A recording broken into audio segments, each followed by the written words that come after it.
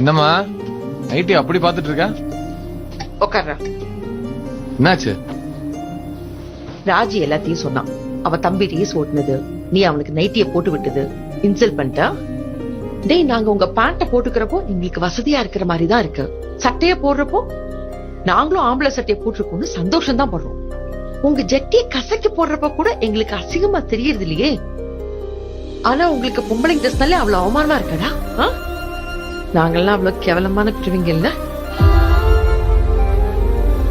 டேய், நைட்டிங்கிறது உங்க அம்மா அண்ணி எல்லாம் போடுற ட்ரெஸ் தானடா. அம்மா அவன் தான் அப்படி நினைக்கிறான். நான் உன்னதாண்டா சொன்னேன். பொம்பளை ட்ரெஸ் ஆம்பளை போடுறது கேவலம் அவமானம்னு நினைப்பு உனக்கு இல்லையா?